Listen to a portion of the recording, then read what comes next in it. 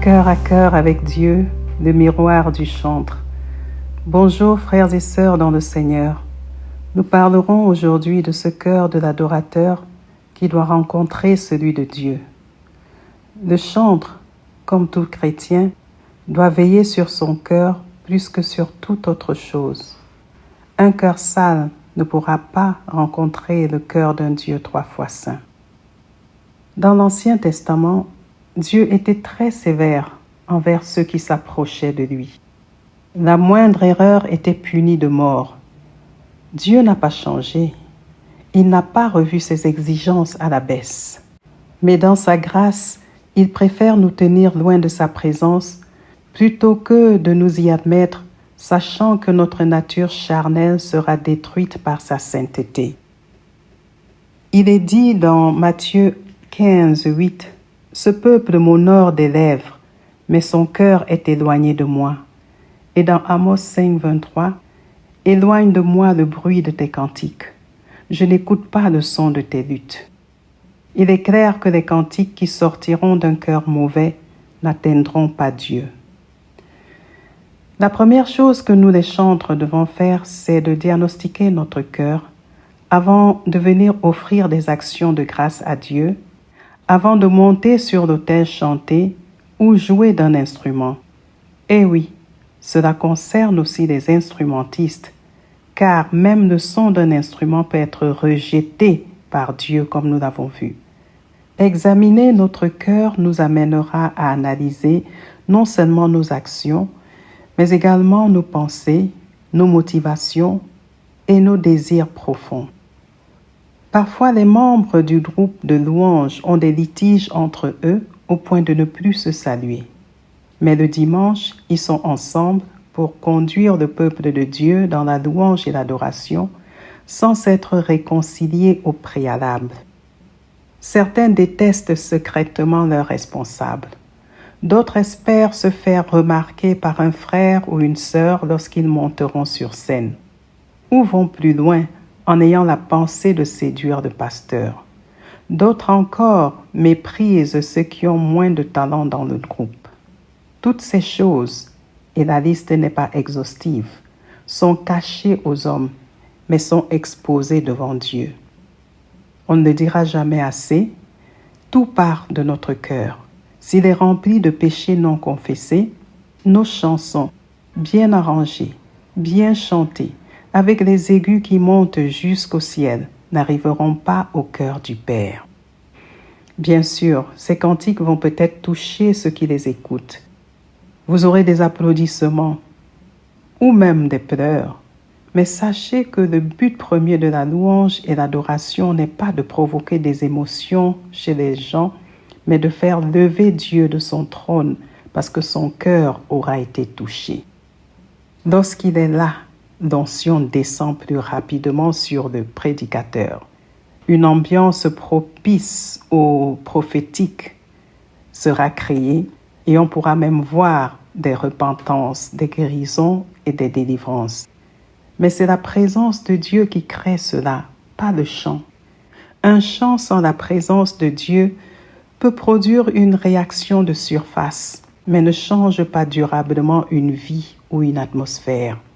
Au mieux, le chant nous permettra de nous entretenir, de nous encourager ou de nous exhorter, mais en général, le bénéfice est souvent temporaire. Aspirons à plus. Aujourd'hui, je partage avec vous la chanson intitulée « Obéissance et non sacrifice ». Elle m'avait été inspirée il y a de nombreuses années après avoir écouté une prédication portant le même titre. Au fait, c'est une chanson d'exhortation destinée à sensibiliser le croyant en général et le chantre en particulier sur la bonne santé du cœur. Que Dieu bénisse son écoute. Christ mon vôtre.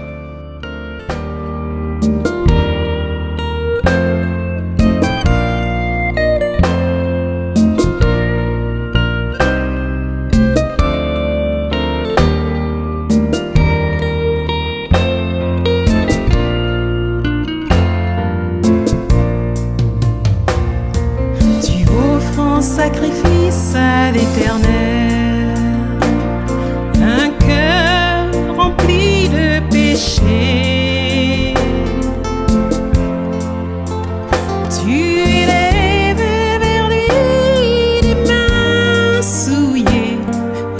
t'attends à ce qu'il te réponde. Tu t'attardes avec les ivrognes, tu prends plaisir à l'iniquité.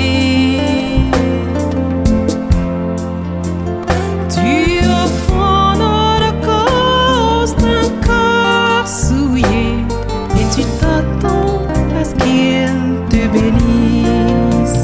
Ce que Dieu désire que tu lui présentes, c'est un cœur brisé et contrit. Ce que Dieu désire au-dessus de tout, obéissance et non sacrifice. Obéissance et non sacrifice.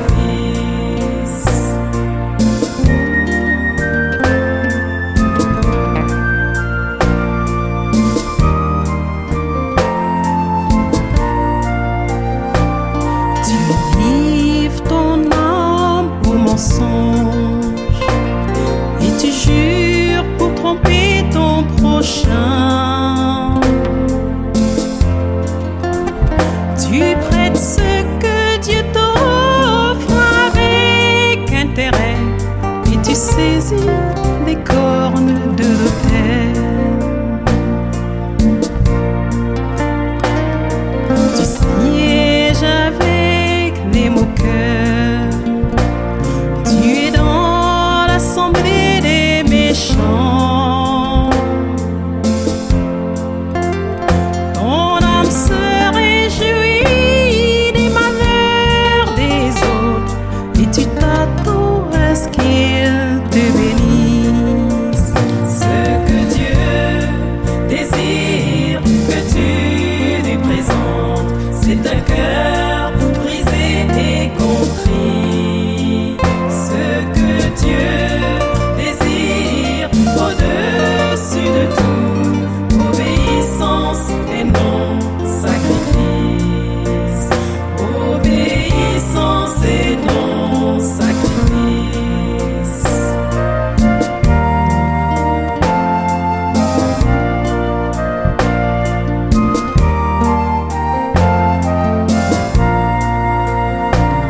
Reviens, reviens à l'Éternel et reconsidère ta voie. Renouvelle ton engagement vers Dieu. Prends ta place dans le conseil des sages. Offre en sacrifice un cœur soumis. Prends plaisir à l'obéissance. Abandonne sur l'autel ta rébellion.